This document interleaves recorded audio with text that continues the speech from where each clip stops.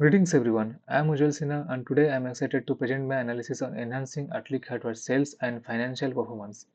This initiative revolves around creating data-driven solutions aimed at maximizing profitability and improving financial oversight by refining sales strategies and streamlining reporting processes.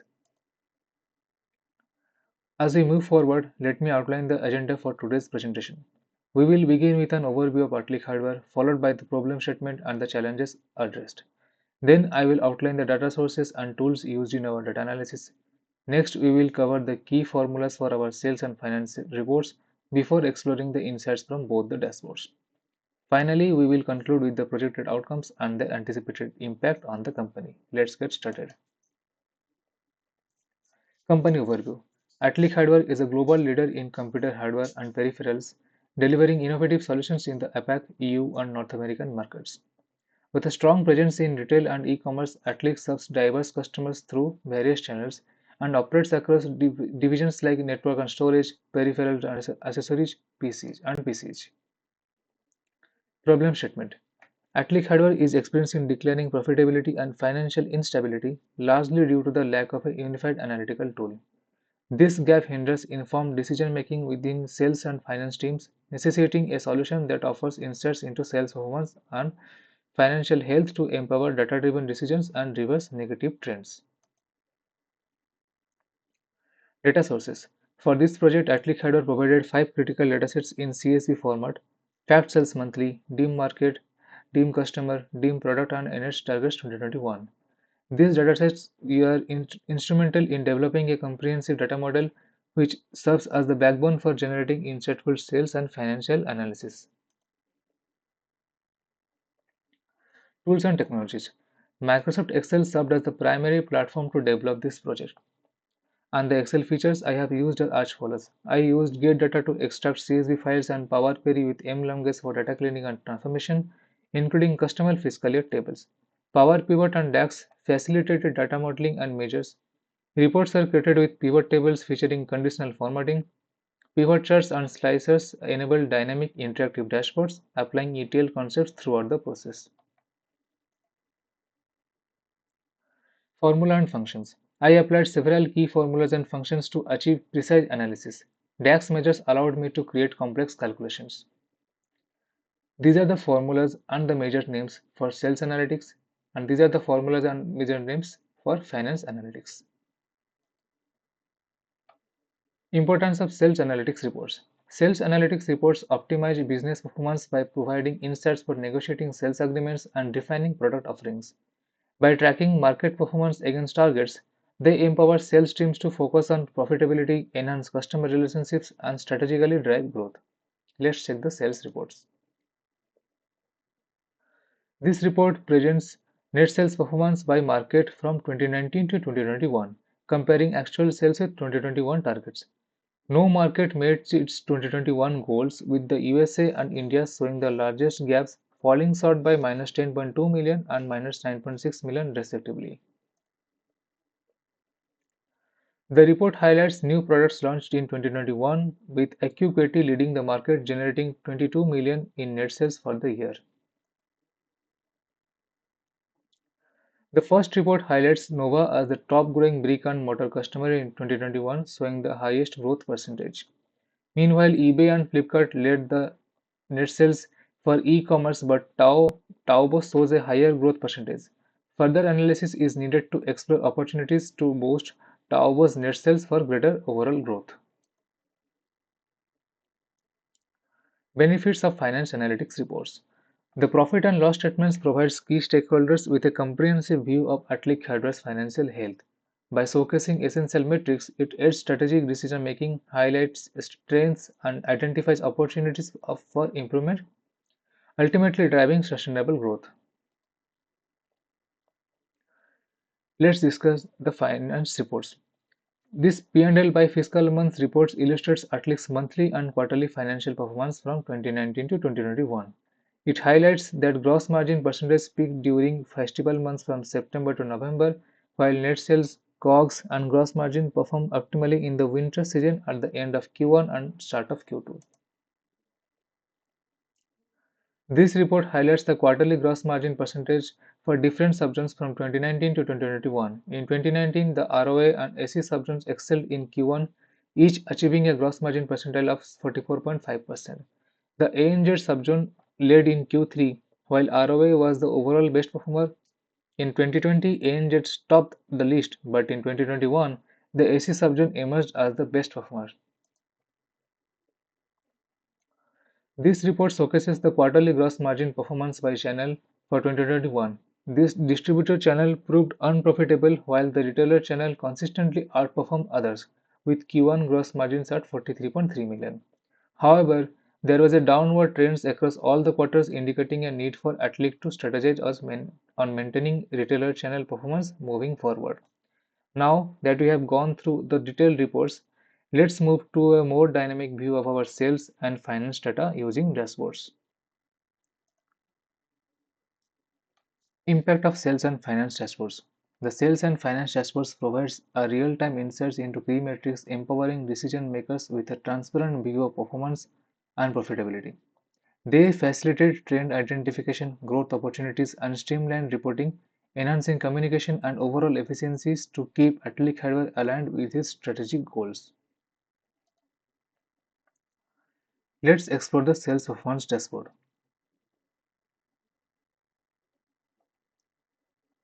I developed this dashboard to give AtliQ Hardware real-time insights into customer behavior and regional sales trends.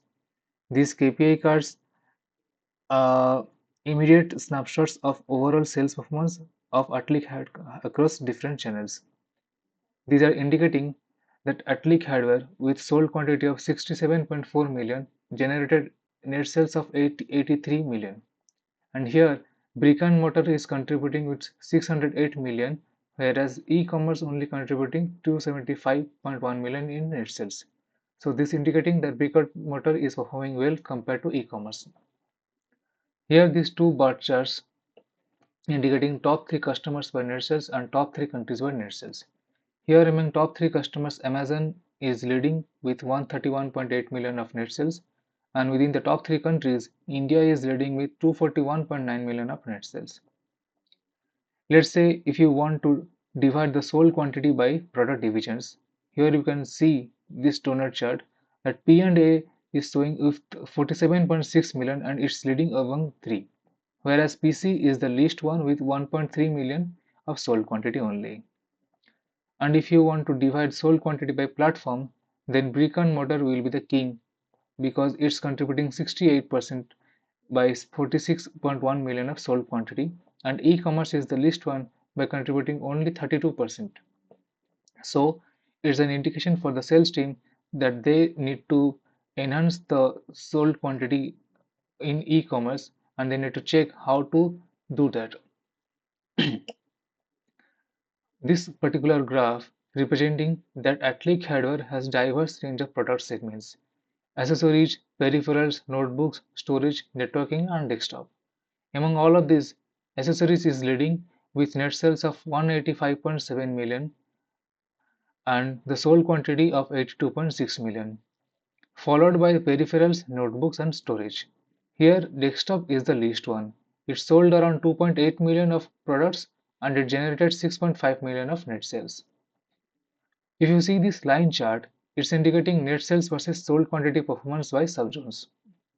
As you can see, in India, the sold quantity is 19.7 million and it generated 241.9 million of net sales.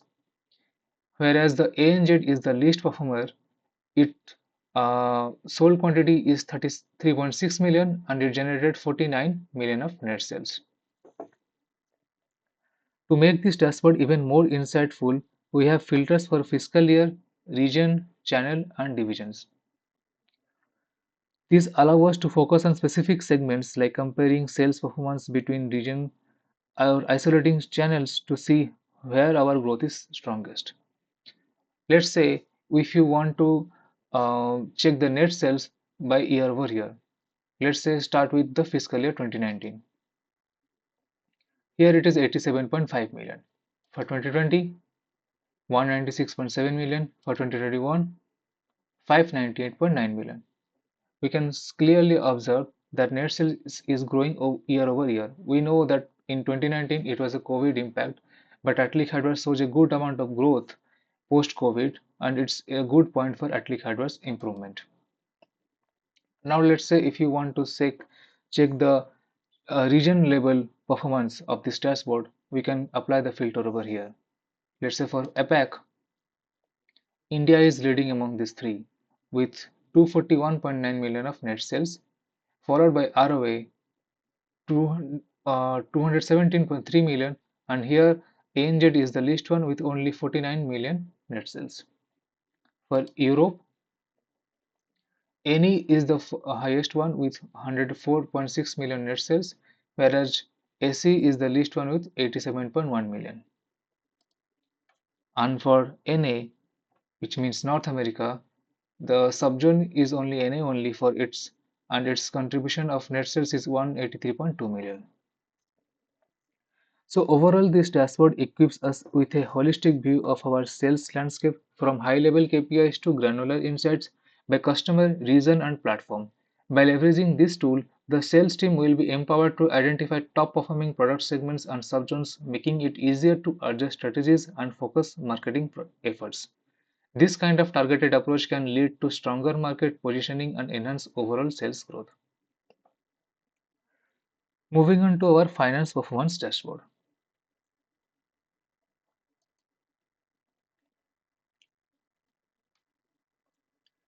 I created this comprehensive finance performance dashboard to give AtliQ Hardware a clear view of financial health.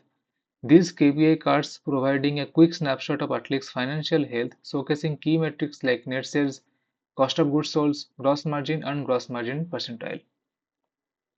We can clearly see with COGS of 555.3 million, AtliQ generated 883.0 million net sales, and overall it's earning gross margin of 327.7 million with gross margin percentile of 37.1 million.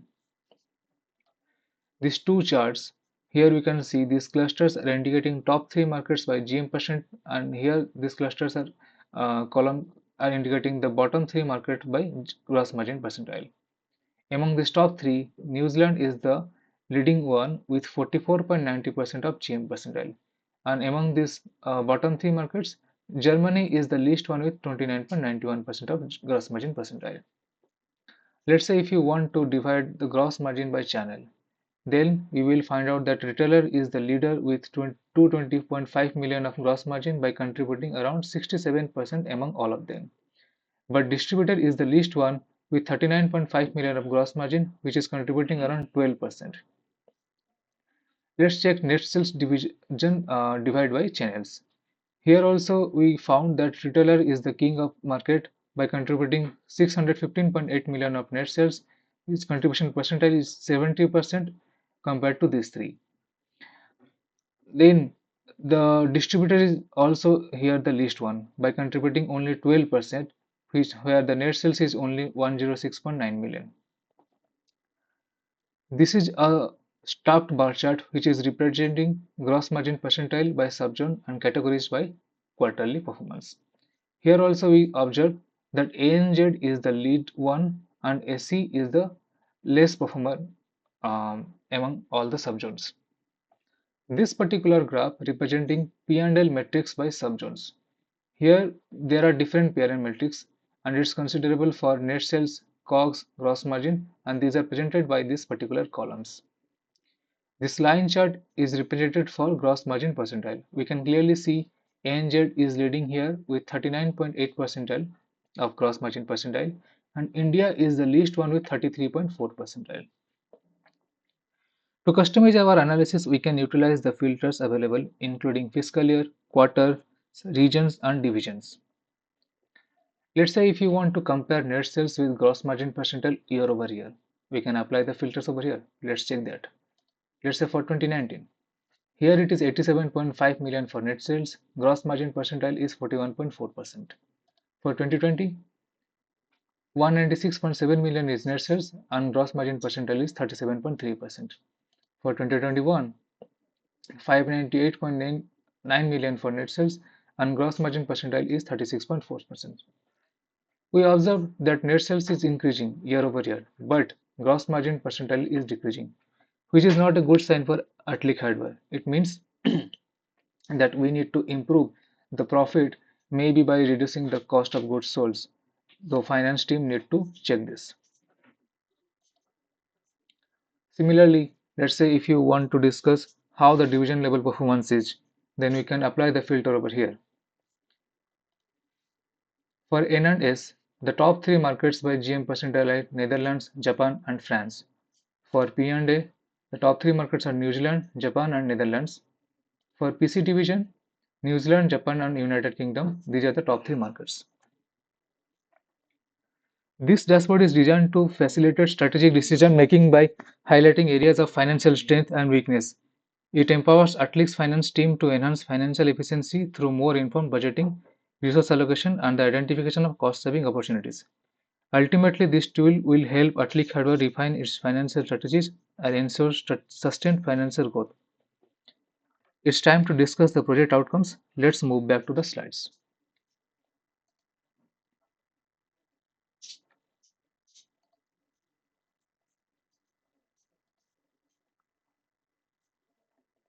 Let's discuss the project outcomes. Enhanced decision making, empowering both sales and finance teams with data-driven insights for more informed decisions.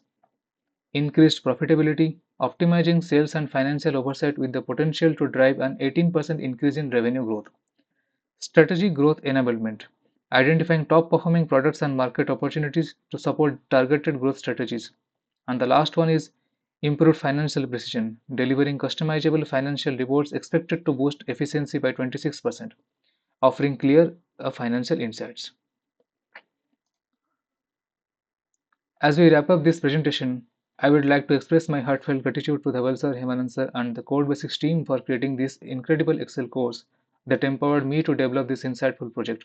I'm truly excited about the potential for AtliQ Hardware to leverage data-driven decision making for the future growth and success. For those watching, if you have any questions or would like to discuss any aspect of this project, please feel free to reach out to me on LinkedIn. Thank you once again, and I look forward to connecting. Thank you.